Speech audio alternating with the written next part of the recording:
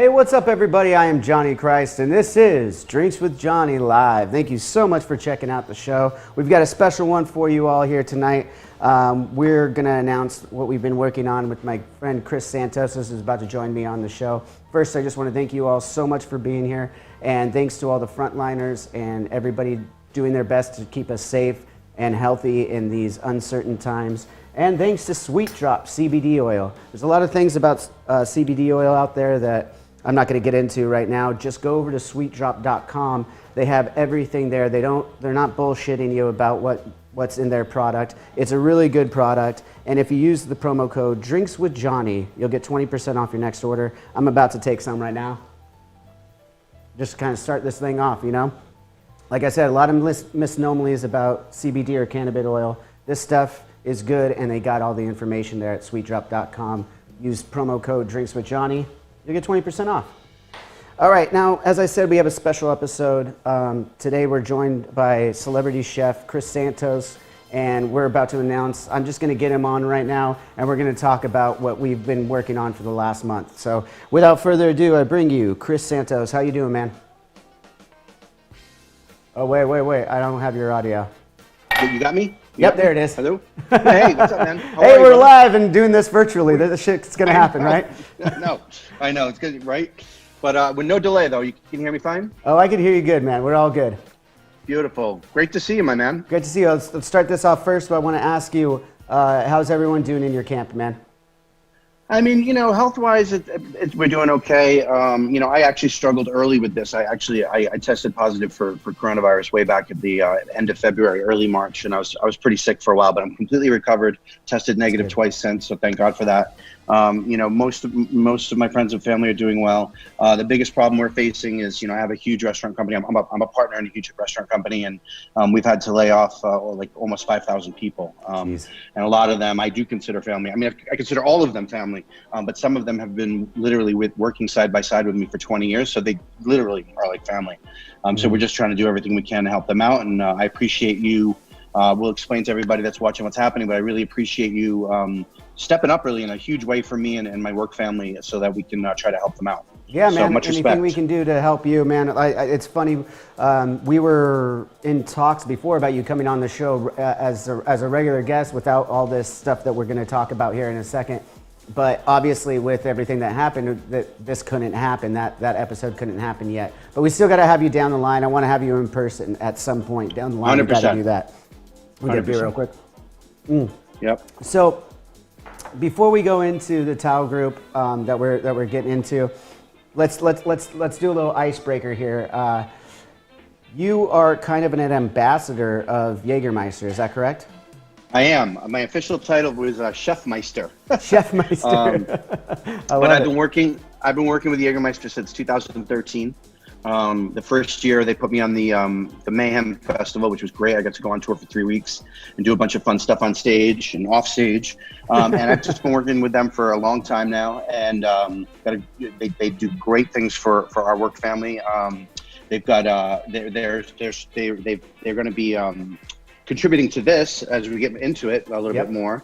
And we'll be talking a little bit about them. They're sort of the unofficial official sponsors of the next couple of Drinks with Johnny. Yes, so, they are. Yeah, which is fantastic. So I bring it up to tell everyone that we exchanged emails today about what kind of drink we're going to make. You told me about this drink that I've never had before. We got a title for it. It's the Jagermeister Cold Brew Old Fashioned. Yes. So I've never heard of this or what. I had to run down to Total Wine to get some of these ingredients. Why don't you take me through how we're going to make this drink together? Sure. Well, Jagermeister Cold Brew. I'm going to show the bottle here. I got that. Yep. It's not full because I've been drinking it today. But the Jagermeister Cold Brew is a brand new product. It's probably been on store shelves for about 2 months now. You can find it anywhere. Get it on Drizzly, whatever. It is literally, it's the Jaeger with a touch of coffee and cacao, and it is absolutely delicious on its own. I'm actually drinking it on its own over a rock, which I like. But it really makes some great cocktails as well, and it really makes a really interesting old fashioned. So all you're really going to want to do is mix 1 part dark rum, of your choice. What would be your choice of dark rum, John? I just went into Sailor Jerry. Great. It was That back works there. perfect. Yep. So that equal 1 part to 1 part of the cold brew. Okay, so You- so you're saying like, I usually do like when I'm making cocktails, I usually have the liquor somewhere between 2 to 4 ounces. So would you do Yeah. like 2 to 2 maybe here? I would say it's up to you. Probably somewhere in the middle is the sweet spot. Okay, Maybe perfect. the 3 ounce. And you're going to There do you this all in the glass. It's going to be in a rocks glass. You're going to just stir everything. This is a stirred drink, not a shaken drink. Perfect. And you're just going to add, like I said, if you're going to do that 1.5 ounces of each, you're going to do about what would that be? We want about a quarter part of simple syrup. So Okay, cool. you're talking about roughly, what is that? A little less than half an ounce of the simple syrup. Okay. Somewhere between a little bit. Yeah, north I don't like to of, use a lot of simple syrup anyway. So I mean, any like small amounts, kind of what I would go with. Yeah, I would err closer towards the quarter ounce anyway, because the cold brew does have natural sweetness, of course. Okay, cool. My Let Rhode me grab Island my- accent is coming out. I made so my I'm trying to say these words. I made my simple syrup. That's always sounds funny when you're a guy and you talk about making your simple syrup. It sounds a little dirty. Gotta But, have it though. You gotta have it. Yeah, I learned how to make simple syrup by doing this show. Actually, this equal parts sugar, water, bring it to a boil, cool it down. It's super. I guess that's where it gets its name, simple. That's exactly. So I got about a half ounce of that in there. Push that aside. Don't need that anymore. Okay, now what's next? The bitters? Is that You what's start. going- You're gonna add a big cube if you have it. I mean, Yep. ideally a big nice cube. Oh, I got one of those. I made sure I had one for display just in case, because I'm going to be using that as well. I got my sphere. You see that? Look, take a look. I got mine too. Perfect. And I just spilled a shit ton, but that's okay. That's okay. Feels like a real bar. Exactly, right? Yes. It is a real bar. All right, cool. So let's do what's next. Am I stirring or am I adding the bitters? What are we doing? You'll add your bitters. Yep, just a dash. Okay. I actually Give had it to a find stir. chocolate bitters. So Oh, really? like I have so many different bottles of bitters, but I didn't have chocolate. And I had to find these little tiny ones. I couldn't find a full bottle. Nice.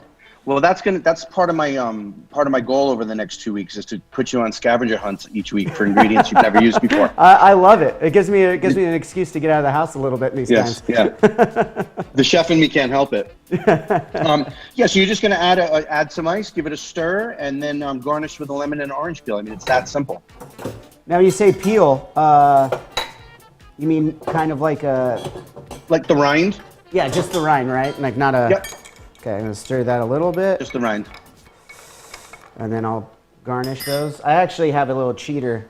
I don't know if you have one of these too to zest your lemons and stuff. That works. Yeah. I mean, I'm sure you don't need that, considering you know your way around a knife pretty well. But for, I do. But the for guys like me, I don't. Yeah.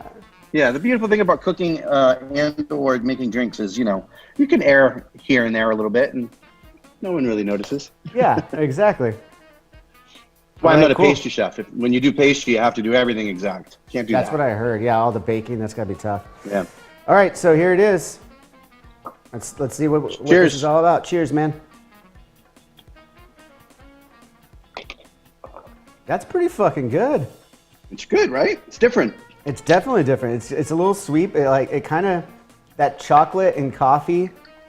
Mm-hmm. It's almost like a cold Irish coffee in a way. It kind of has that taste to it a little bit. Yeah. Yep, I can see that.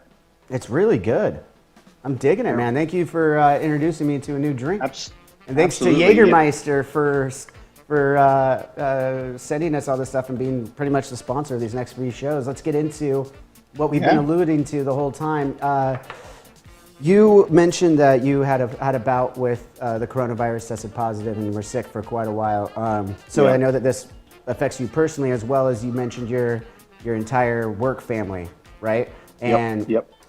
you mentioned there's close to 5,000 people that had to be let go amidst this coronavirus. And in an effort to help those, instead of just making them peace out and everything like that, and hopefully you can bring them back, but in the interim, we're going to help try to raise some money for the TAO Group .com, the TAO Cares, and that's where we kind of started talking, right? We're like, hey, Yep. I wanted to do something to help out. It just so happened that you already had this charity and fund ready to go, the TAO Cares COVID-19 Employee Relief Fund, which is a lot to say, but it means a lot too. So Yes. I've been saying it for a couple of weeks or more, and it's still a mouthful. But yeah, and for everyone listening out there, it's important to note that I didn't go to Johnny with this. Johnny came to me, which I think is so great. I can't thank you enough. Yeah, of course, man. But yeah, just to give a brief overview, we operate over 50 restaurants and nightclubs in New York City, Los Angeles, Las Vegas, Chicago, as well as Singapore and Sydney, Australia, and we had to shut down all of them. So we employ over 5,000 people. About 4,600 of them. There you go. About 4,600 of them we had to furlough or lay off, and unfortunately, about half of those still have not received an unemployment check because the unemployment system is so backed up, right? Yeah. No disrespect to the unemployment agency either. How could they see this coming? But they just weren't prepared for the sheer numbers, and so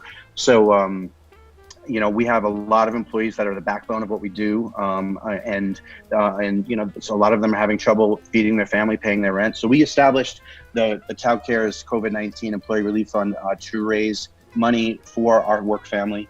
And when I say family, I really mean it. We have a very tight-knit company, which might sound a little bit strange considering we're all over the map, but we are really tight-knit. And a lot of, like I said before, a lot of the chefs, cooks, and dishwashers that work directly with me on a day-to-day basis. Some of them have been with me since the 90s.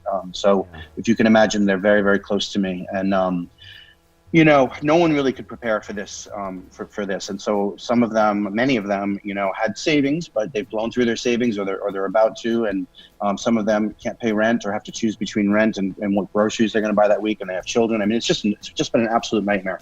So we established this fund, and we've gotten some really great, generous people to donate. Both their time and actual dollars. And so we've raised a good amount of money, but it's still not enough.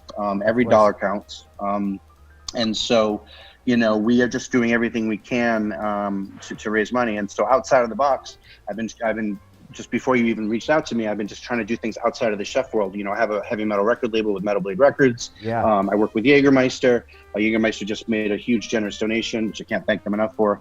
But we want to make it fun too. We don't, there's no fun in just saying to people, we need money. Give me money. Give me money. Give me money. So we try to make it fun. So for instance, I'm on Cameo.com, and if anyone out there is listening wants to refer me, please do, because I'll be shooting cameos until this pandemic is over and all my employees are back to work. I've been doing a bunch of them. I've been doing dozens a week, wishing people happy anniversary, happy birthday, giving them cooking tips, telling them bad dad jokes. But all the money that I'm raising is going to the fund. Even if the people listening today, or I've been saying this, sort of in every time I'm on camera talking to somebody about this, if you can donate even $1, that would be great, because $1 counts. But even if you can't do that, we totally understand. It's a tough time for everybody. But if you can get the word out that I'm on Cameo and that money will go to the relief fund, that would be so appreciated. And then what we're doing, which I'm going to let you explain, is fun too, because we're going to try and raise money, but we're going to try and raise money by giving away some really cool shit. Yeah. Oh, can I say? I can say shit on this thing, right? Yeah, of course you can. I curse like a sailor on this thing. I'm on the Food Network. I forget sometimes what I can say. I know. I can't say. I'm sure. You being on a network TV, you gotta be able to hold your tongue sometimes. Not here, buddy. Let it fly. That's why we have drinks. It's a very mellow show. That's what I've been on the other side of interviews for quite a few years myself. So I try and make it easier on people. Yeah. But yeah, so let's get back to it. The TAO Group, TAO Cares COVID-19 Employee Relief Fund. If you look right down here under the description, you will see two different links. One of them is just a straight taogroup.com/TAO Cares. You can head there and make any amount of a donation, dollar amount, and that would be greatly appreciated. But if you want to bid on these really cool items, we have an auction set up, an online auction. You could get there from thisischrissantos.com/auction. That's right down here in the links under this description. And we got some really cool items. I have personally donated a bass that I played on the last tour on the stage record, the cycle that we did. So it was on stage with me the entire cycle, 2 years. I signed it the other day. We have it ready to go out. The auction is open until June 7th. So you got plenty of time to get some things in order and decide what you want, because there's also a couple other good items. Like Chris has coming out. He's got his pawn shop at one of the restaurants in LA. And there's a bunch of guitars on there. We're gonna pull one down, sign one, and give it to someone who bids on it. There's another couple great items. We have a dinner with the two of us, actually, Chris and myself, and 4 lucky guests. You could the starting bid, I believe, was like $500 for that one, I believe. Yeah. So those are some of the bigger ticket items for sure. But then Jagermeister, as you said, also put together some little packages too that are a little bit more lower ticketed items, I guess, but still really cool items that Jagermeister was nice enough to send out. And so 100% of the proceeds are going towards this COVID-19 Employee Relief Fund from TAO Cares. So it is going to a good cause. Make sure if you have the means, please donate. If as Chris said, it's all hard times, so even $1, or as he said, just tell other people about it, that we're trying to raise money for these great people. Chris actually divulged to me that he's had to pay for a couple of funerals already through this, which is just downright terrible, as you can imagine. So we're trying to help out the families and the people that work at TAO Group Hospitality, and obviously we hope that they could get back sooner than later. I do have a surprise for you, Chris. You mentioned it. I have a few friends from Sweet Drop, CBD oil, Seba Creek, that's a farm out in Oregon, and Atrium here in Topanga, LA. The 3 of them have combined to get the ball rolling for us, and starting with a $3,000 donation between the 3 of them. Oh my God, are you kidding me? Yeah. So we're going to get the ball rolling with that. Thank you so much. Yeah, Sweet Drop, Seba Creek, Atrium, Topanga. Thank you guys so much. It's $1,000 from each of them, totaling for $3,000 just to get the ball rolling for us. So thank you guys so much for that. Oh my gosh, I can't. Thank you so much. So generous, so unexpected. It really. I'm not a sensitive guy, but this stuff really tugs at my heartstrings, because it's breaking my heart to see my family hurting, and you have no idea what that just did. $3,000 is going to make such a difference in so many, not just one person, but so many of my employees' lives. And, it's going to put food on their table, literally. Yeah. So I can't thank you enough. Yeah, of course. Wow. Thank you. Yeah. Thank you. And for everyone watching too, make sure you're looking at these descriptions. Follow these links. There's some really cool items to auction off.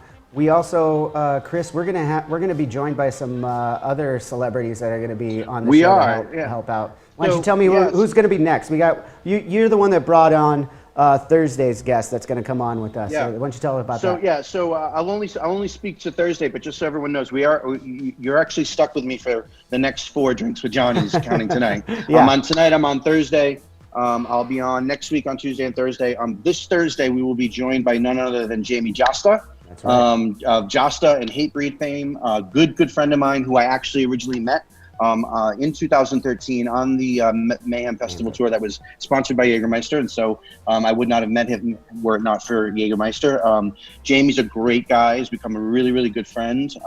When Johnny and I were talking about guests, I just threw a couple of names up in the air, and immediately we were like, Josta, let's get Josta. Yeah, let's get Josta. And just like I knew, he would when I called him. He was like 100%. I'm there, and not only that, but he's also going to be donating a collection that you can bid on this auction.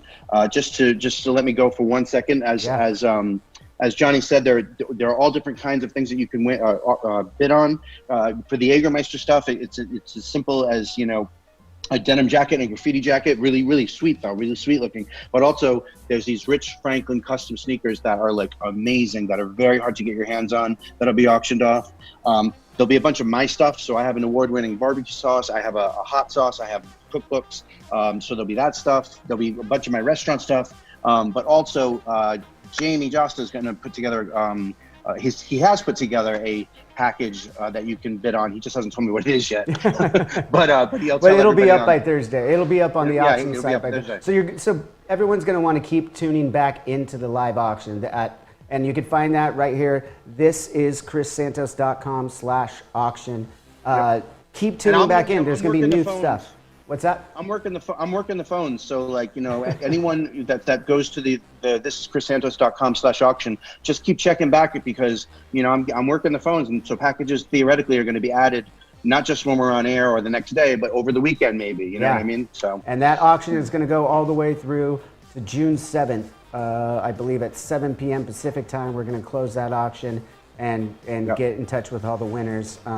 It's going to be great, man. I couldn't be happier to be working with you on this. As I said, we wanted to do something from Drinks with Johnny point of view to help out somebody, and your name came up right at the top of the list, and we saw that you had the TAO Cares COVID-19 Employee Relief Fund already in, and we just riffed out what we can do to help, and that was that's how this whole thing started, which super organic, but it also brings me to another thing. We actually knew each other from many moons back, actually. When we were on the phone, I'd forgotten. That we were in Manhattan at one of your restaurants. I think it was when we go to New York every album to mix with Andy Wallace. And that was probably our first time in New York mixing with Andy Wallace. And so it was City of Evil, I believe, is the album that we were working on. And then we met, I think it was our Peter Lubin, our merch company CEO at the time, took us out to your restaurant, and you came out and said you were a fan and everything, and we were like, oh shit, this is amazing. So what do you remember about that night? Not much. Yeah, we might have had a couple of drinks, I don't know. No, I'm going to take my left earbud out. Can you still hear me okay? Yeah, absolutely. Yeah, it keeps threatening to fall out, and it's driving me nuts. Okay. That was the Stanton Social, a restaurant that I had for 15 years on the Lower East Side of New York City. We actually closed this past year because we lost our lease. And as things go, in New York, sometimes it just doesn't make sense to renew the lease economically. But it was kind of an iconic restaurant. And when you guys came in, I am a huge, I'm a lifelong metalhead, which is, another reason why we're friends and why I'm on the show. You guys came in. I was super excited. My staff, I tend to hire a bunch of metalheads in the kitchen. We blast metal while we're cooking, and so we were really excited that you were there. And but I try not to be too intrusive ever whenever anybody comes in. I'm definitely not a hoverer. I'll come out and say hello and then to go back and do my job, kind of a thing. But if I recall right, you guys were having me come out and talk and whatnot, and then I invited you upstairs for after dinner for an after dinner drink, after dinner drink, and then it always ends up being just one. Yeah. Next thing I know, I think my bartender was like, "Can we go home at any point this morning?" Yeah, so that's pretty much what I remember sure. about it too. Yeah, it was a good time for sure. Yeah. So that brings us up to like another friend. I realized, you're friends with Brad Williams too? He's a fan. He's a fan of the show. He was on the show with Adam Ray when they were still doing About Last Night together. Now Adam Ray is just doing it on his own, right? But yeah, did you see Brad Williams on AEW when he did the little bit of the bubbly thing with Chris Jericho? No, but I know Chris also, but I didn't see that, no. Oh, dude, it was hilarious. They all did this virtual fight thing. You got to go back and check it out. But yeah, I will. I missed that. Yeah, no, Brad's a good friend. So my wife is awesome, and so we're not married yet. We're getting married this summer, but I call her my wife because. Thank you. It's hard for me to wrap my head around the word fiance. I don't know. I struggle with it. It doesn't feel right off the tongue. Yeah, it's weird. So I call her my wife, and she really is. We live together, and we bought a house here in LA. But she, Brad Williams is my favorite comedian, or very, my favorite comedian, let's say. Okay. And she surprised me with tickets to see him in Philadelphia. I also have a place in New York City, so it was like a weekend, sort of for my birthday. She bought a weekend trip. So I was super excited. We went and we saw Brad, and then he did a little meet and greet after the show. And when it came to be me, I looked down to tell him how huge a fan I was and how great his set was. And before I could say anything, he just looked up at me and was like, "Holy shit, you're that guy from Chopped. I fucking love you, man." And hugged me. And like, it That's was great. instant friendship. And now him and his wife, Jasmine, and Natalie and myself, we've become like super, super tight. And we had, well, before all this happened, we were going out on dinner dates all the time. And Yeah. they actually just had a baby. Yeah, they did. Yeah. Elway. Yep.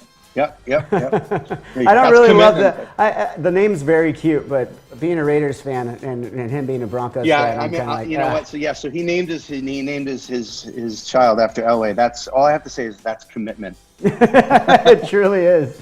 I respect it, but I'm a New England Patriots fan. I'm not calling my kid Brady. You know what I mean? No. Hey, listen, I'm from New England. What do you want from my life? I grew up there. All right, so you actually have the excuse. You're not like one of these other people living in Southern California telling me they're Patriots fans. Yeah, no. No reason. I grew up in New England. I went to New England Patriots, I guess, a preseason camp when I was about 6 years old, and I was hooked. I'm not really much of a Boston sports fan beyond that. Living in New York for 27 years, I became a Knicks fan, and unfortunately. But well, that's another story. But they're on the rebound. They're coming back. Okay. But now I live in Los Angeles. I was bi-coastal for the last couple of years, but now I live primarily here, and it's only been about 6 weeks, and it's interesting. But it's also weird because I moved somewhere completely new after 27 years, but I can't go anywhere. Yeah, that's good. That's the rude awakening right there. But you'll get to love. I know you've spent a lot of time in LA, but living in LA will be different for you, I think, and you'll learn to love it. It's just beautiful. The weather's amazing. I think it'll be just good for me in general. My wife's very active. She hikes all the time.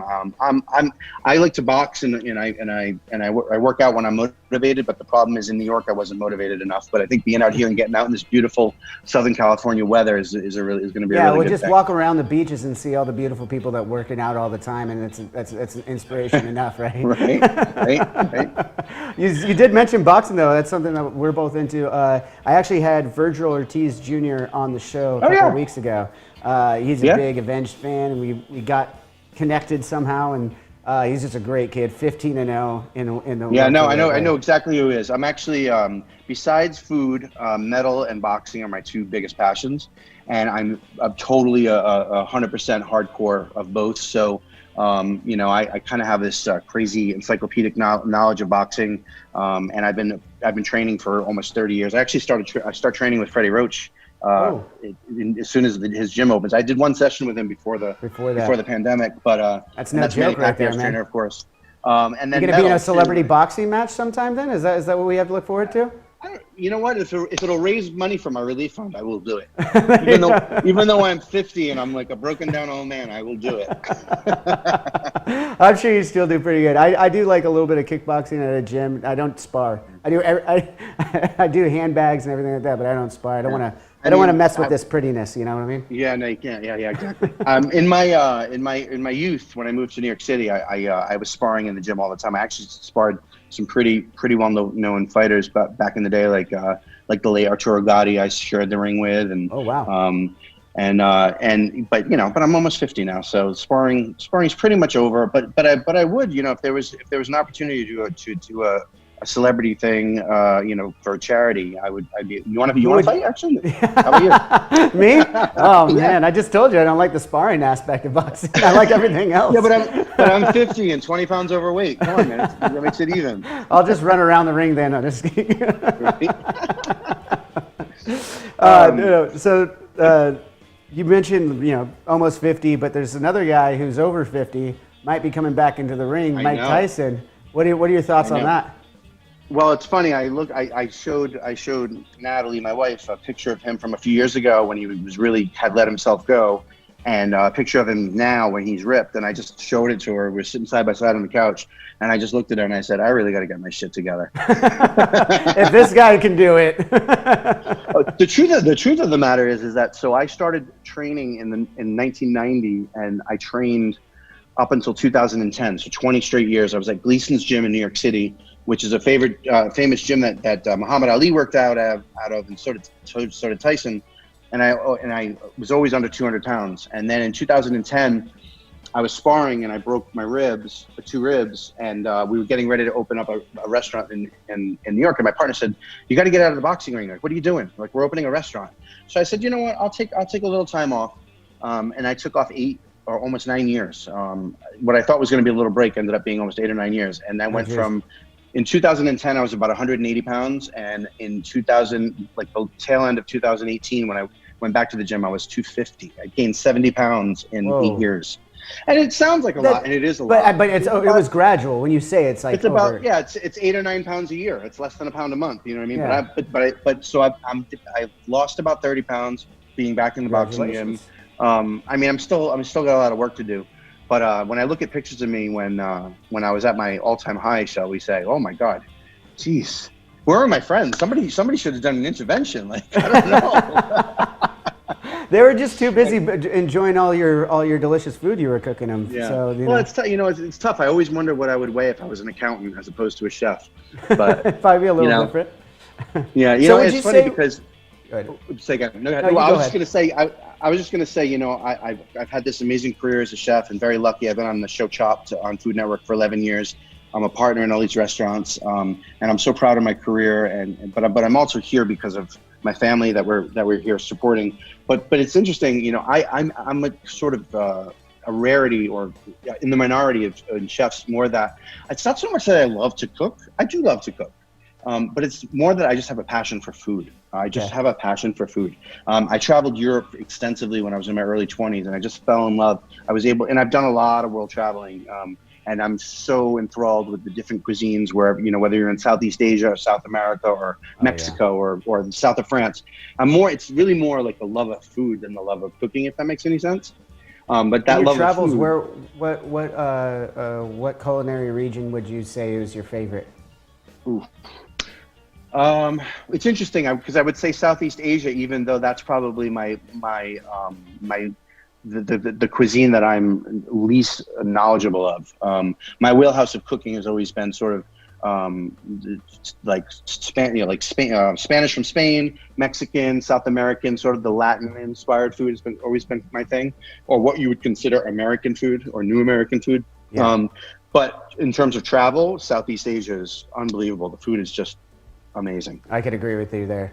We done some tours out there and had a lot of fun eating. And Yeah. I think that was I think it was in Indonesia. A couple of the guys went and drank king cobra blood at one of the places in Indonesia. Nice. Did you ever get around to doing that?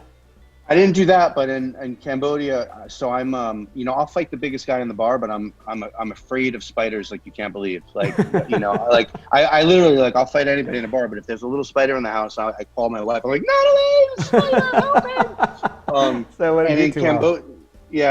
In Cambodia, I came across as a street food. They have deep fried tarantulas. And that was horrifying. I couldn't get away from it. I couldn't get away from that stand. You didn't even try it? You got to try it. You got to face your fears. No way. Absolutely not. And then it's funny because like I said, I've been doing this show Chopped on Food Network for 11 years, and they are aware of my arachnophobia, and so they have messed with me. They have messed with me in many ways. We get the ingredients. Is that like around the Halloween editions? Obviously, I've watched quite a few Chopped. My wife turned me on to it, but I saw you and when we were originally talking, I was like, I think I know that guy. And then, so as a judge, we get the ingredients the night before so we can review them. And also we are allowed to come in with comments the next day if we think that something isn't going to work. Like, for instance, there was a basket where they had, for 20 minutes in the appetizer round, they had eel and artichokes. And preparing eel, skinning an eel, or just preparing an artichoke, just either one of those makes it already challenging enough for a 20-minute round. Yeah. So, we have the latitude to be able to say to the producers, like, hey, you need to switch one of these ingredients out. So of course, for one of the Halloween episodes, they sent me the ingredients for the next day, and they said there were going to be tarantulas in the basket. And then there was another time where they actually rigged a plastic spider from the ceiling, and they even told the competitors they told everyone was in on the joke, probably 60 people on set but me.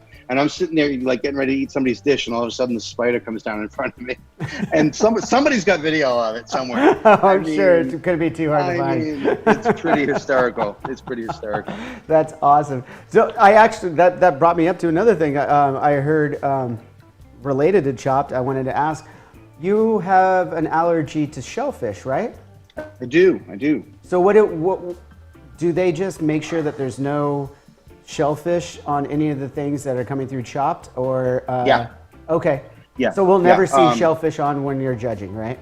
No, and it's one of those things where it's you know, if it's there and I show up and it's my shift, I'll say, guys, remember I can't eat lobster, and then all of a sudden, luckily we shoot where there's tons of really great food markets all around, both in the supermarket form, but also like farmers markets. Where is and things that of that shot nature. at? What city is that? It's shot in New York City. Okay. We were in Chelsea. We moved uptown near Central Park now. But there's farmers markets and just great markets. So if I have that issue, they're able to swap it out with something really cool. You know what I mean? It's challenging. It's challenging as a chef, but you know, my team. You know, it's not like, so it's weird, right? Too, because I have 3 siblings and I have 2 older brothers, and their favorite thing in the world to eat is shellfish, like lobsters, clams, all that stuff. And then my sister is allergic to the point where she has to basically bring an EpiPen everywhere she goes, and if she ingests any kind of shellfish, she can die. And I'm somewhere in the middle. I'm somewhere in the middle where, like, you know, if I ingest a small amount, I get these weird patchy rashes, like over my hands or in my chest area. Little hives here and there. Yeah, little hives. Yeah, but it's not like rush me to the hospital kind of thing. Gotcha. And I always found that kind of interesting, that, you know, that 4 people from the same gene pool could have 4 different, you know, and musically as well, right? I'm like a huge metalhead from the day I was born. And if you ask my siblings what they think about metal, they wouldn't speak kindly on it. It's just funny how that whole thing works. So they didn't like it when you guys were growing up together and you were blaring it from your room? No, not at all. Not at all. And it's funny, you know, I have a label which I don't think you even knew about, because it's been a minute since we talked. But Brian Slagle from Metal Blade and I launched a label a couple of years ago called Blacklight Media Records, and we've got some really cool stuff. We're going to send you a couple. I have a live surprise for you as well. Thank you again for that amazing $3,000 donation with your partners. I really appreciate it. But also Jagermeister wants to send you like all kinds of stuff. But we just need your sizes and stuff. And right away. And also we want to furnish Jamie with some stuff and other guests that we're gonna have next week. I'm not sure if we're gonna reveal those guests today or on Thursday. It's up to you. We can reveal them now. Yeah, we could. But I want anyway. Point being is I want to send you a bunch of stuff from my record label as well for you to. Awesome! I can't wait to. On your spare time. Dude, awesome! Thank you. I appreciate that. I can't wait to hear some of it. Let's talk. I mean, what do we got? Till 6, or how long does this go? Yeah, however long we want. It's pretty laid back. We should take one more time though. Remind everybody, in the description below is the links to the TAO Cares COVID-19 Employees Relief Fund that we're here just talking about right now. We're going to be talking about it over the next 4 episodes of Drinks with Johnny, where we're going to have some guests, and Jamie Joss on Thursday. We got some other amazing guests coming out next week, as well as they're going to be donating either their time or some items that are going to be on thisischrissantos.com/auction. There's a lot of different rare things over there that you probably won't see in a lot of live auctions. So you're going to want to go check them out and keep coming back, because we just started it today, but we're going to keep adding things over the next couple of weeks. Auction will end at 7 p.m. Pacific time on June 7th. So make sure you keep checking back in. And Chris's team has done a great job of putting together that auction. Made it really easy and user-friendly for you guys, mostly on your phone. It's really easy to do from your phone. So make sure you guys are checking that out. And you were going to say something else there, Chris. I lost my train of thought, but I think what I was going to say was that I don't know. I kind of feel like we should just let the cat out of the bag and let people get excited about who's coming on in the next couple of weeks. All right. So next Tuesday, a week from today, we are going to be joined by Lizzie Hale of Hailstorm. She's going to be on the show. You have an interesting story with that. You had the pleasure of announcing Hailstorm on a festival, right? Yeah, Louder Than Life. Jose Mangan from Mangan. I can never say it right. Jose from Liquid Metal. Jose from Liquid Metal on Octane, on Sirius XM. We all know each other. Yes, he's a good friend of mine, and he invited me on stage, and we brought Liz Hailstorm onto the stage at Louder Than Life in front of about 40,000 people, and it was just a cool moment to be in front of 40,000 people and And he said, "This is my good friend Chris from Chopped." And I expected the worst, because sometimes I'm looked at as like the villain on that show, and to see 40,000 people kind of go crazy and like be really enthusiastic. But it was a rock show. The villain is always going to be celebrated at a rock show. Yes, and they were probably really drunk too, so that had something to do with it. But it was great. So that was great, and I actually got to hang out with them again, courtesy of Jagermeister. On another time, we all hung out in New Orleans, I think it was, or Nashville, New Orleans, and just had a great time with them. You have a closer relationship with Lizzie and the band than I do, but I've had the pleasure of hanging out with them, and she is so sweet, and I'm so excited to do that. Yeah. And then next Thursday, so we have Jamie Joster this Thursday, we've got Lizzie Hale next Tuesday, and then we wrap this whole campaign up on Thursday, what's the date? 4th. Thursday the 7th? June 4th. Thursday the 4th, with none other than Rob Trujillo of Metallica joining us. That's really exciting. We're really excited to have all those guests. Rob, I know from touring with them now, like we've been on several tours with Metallica. He's a great dude. Can't wait to get him on the show and get his perspective on everything that's been going on in the world, and concerts, getting back to concerts, all those things. These are all the things that we're going to discuss while we're trying to raise money for the TAO Cares COVID-19 Employee Relief Fund. Now, that's what we're all here talking about right now, and I'm so glad to be a part of this with Chris. You made it happen, brother. Oh, dude. You made it happen. Thanks. Thank you. Yeah, thank you, man. I just want to, I don't know if you could really divulge this or not, but I kind of have to ask, because I'm just curious. When you guys are doing the Chop thing and it's the 20-minute mark, I'm always looking at it from kind of a producer world where I'm like, those camera angles, everything, was it really 20 minutes? Was it really 20 minutes? Yeah, no, it is.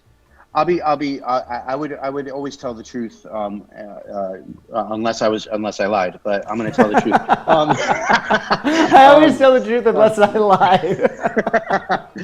No, but it really is the time. The time is the time. 20 minutes is 20 minutes. 30 is 30. I've competed on the show as well. I've been a competitor on the show as well, and I can tell you that the time is the time. They don't know what's in the basket beforehand. They don't get extra time. The one thing they do get, which we're allowed to talk about, is just, they open up the basket and they bring out their ingredients, and then they put them back in the basket and do it a second time. So they have 3 minutes. They have 3 minutes to start where they thinking know what about the ingredients it. are. Okay. But I have found that, because that wasn't the way it used to be. It used to be they just had one. They didn't know it all. And when I compete, I don't want to know it all, because when you don't know it all, you just act on instinct. But when you get those 3 minutes to think about it, you start to overthink everything. Yeah, I see that. I think it actually, it's not long enough time. It's not even close to being a long enough period of time to formulate a plan. It's just long enough of a time to torture you, torment you, and make you completely crazy. But they do get that 2 or 3 minute window that they know. That's good to know, because I mean, like I said, I was watching. I'm like, man, that seems like they could really flub those 20 minutes if they wanted to. Yeah. No one would really know. No. I mean, and listen, we get tens of thousands of applications. I mean, I don't even know the number. I'm making that up. It's probably more. And the casting department really vets everyone out. So we really obviously try to listen. If every show there was one person that was really good at this type of competition and 3 that weren't, it wouldn't be a very successful show. But we've done a really good job of casting people that are really good at this type of thinking and fast thinking, and thinking on their feet and being making smart decisions in a short period of time. And I think that's been the endearing part of the show.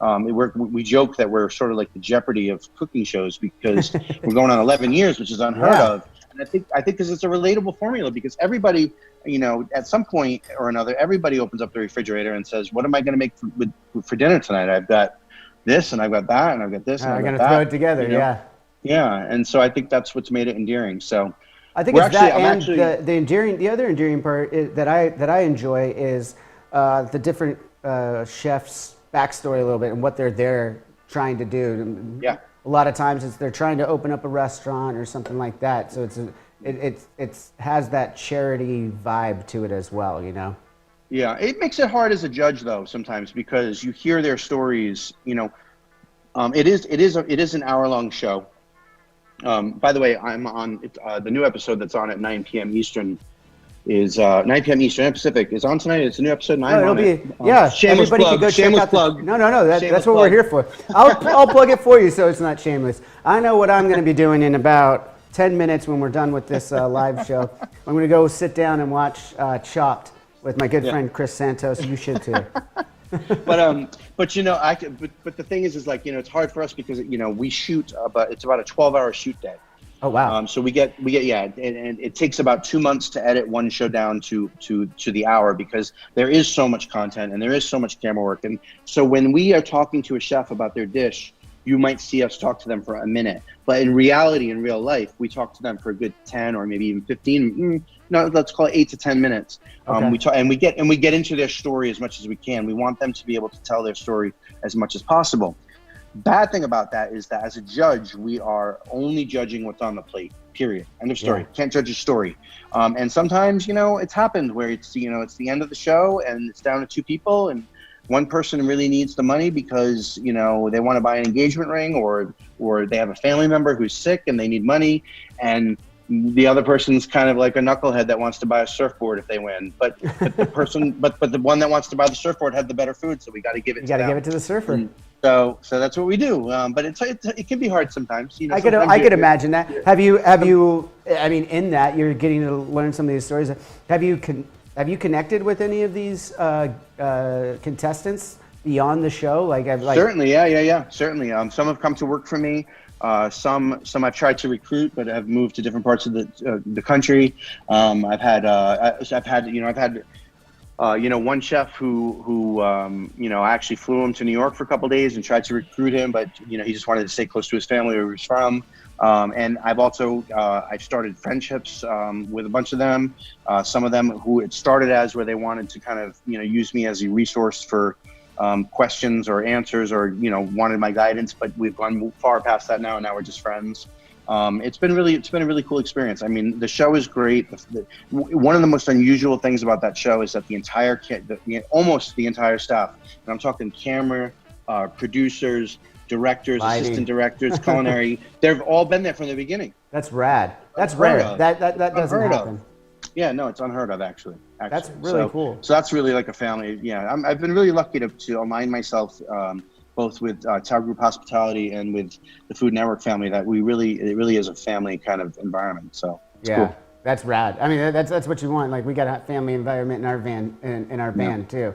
It goes back because we've known each other before we were in a band together. Yeah. So I mean, I don't know if we still have time. I have questions for you, man. Yeah, we can fire off a couple before we just don't want anyone to be stuck here when they should be checking out Chopped at 6 p.m. Pacific. Yes. 9 Eastern. I think it's airing at 9 on both coasts, actually. Oh, is it 9 still? Yeah, I think so it's we got 9 time. We can run over into 6 then. Yes. No, I was just wondering. So a couple, for probably a lot of the fans that are tuning into this right now, that are huge fans of yourself and Avenged Sevenfold. This is probably a dumb question, but like, I need to know. Like, I saw you in Pasadena at the Rose Bowl opening for Metallica, and I remember seeing you way back in the day, in New York City playing.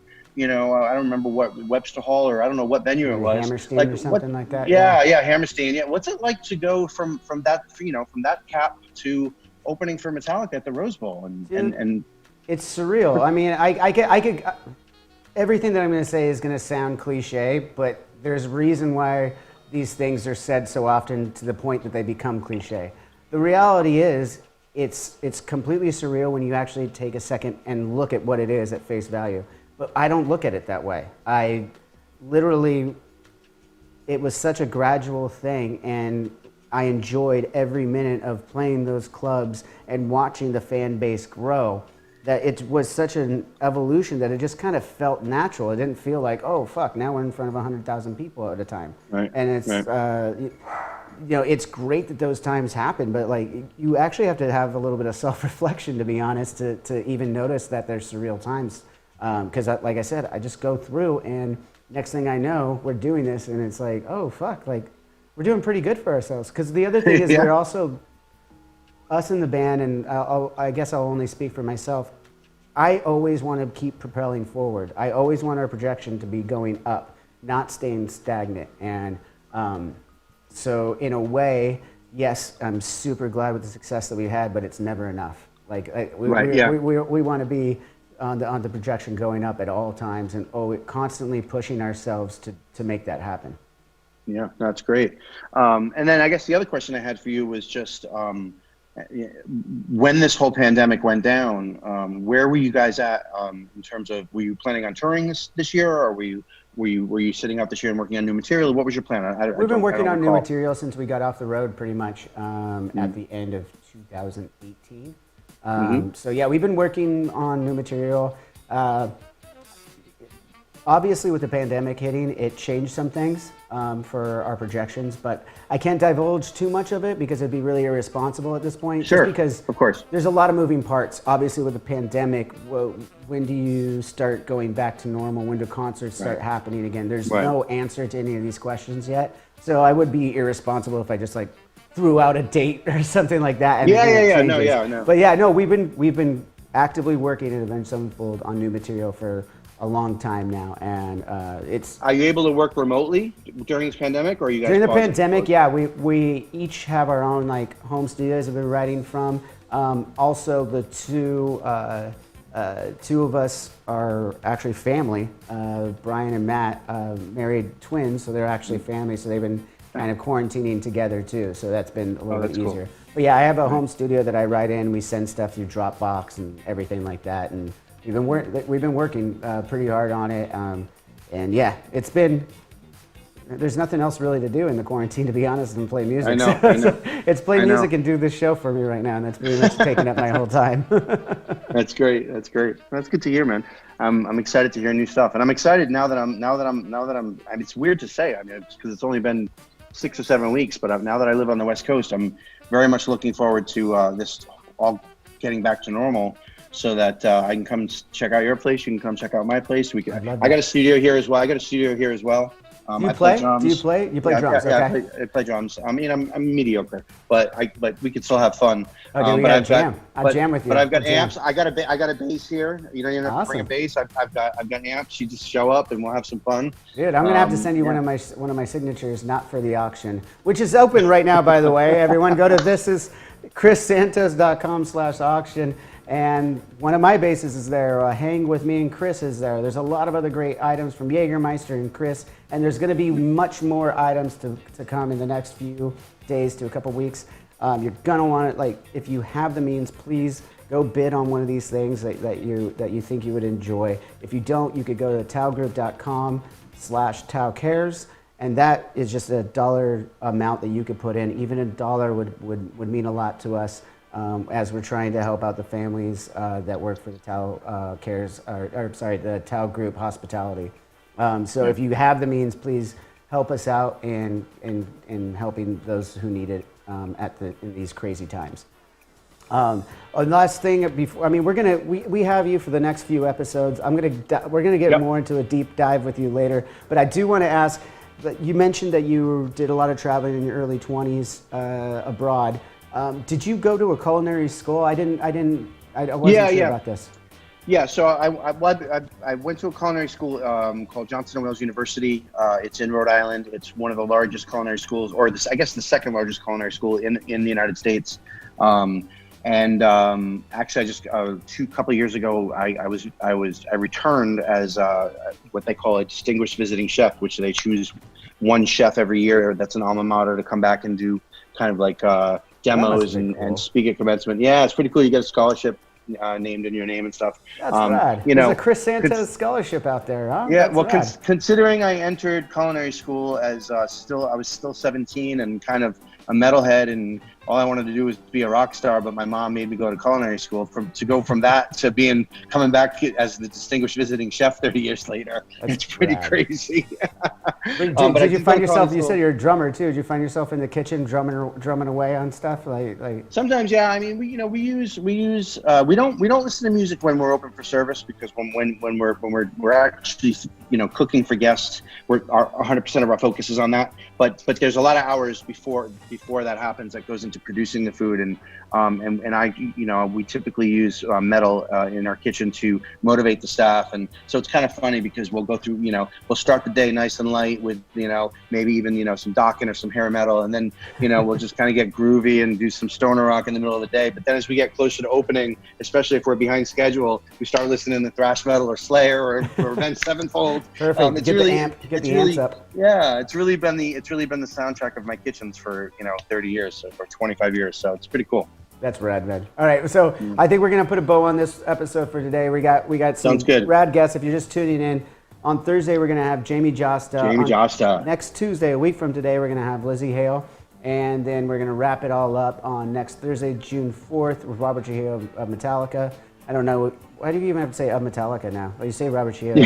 Yeah, right, exactly. But yeah, so they're all going to join us and help for this TAO Cares COVID-19 Employee Relief Fund. They're all helping out. We're all excited to do this for Chris and his work family.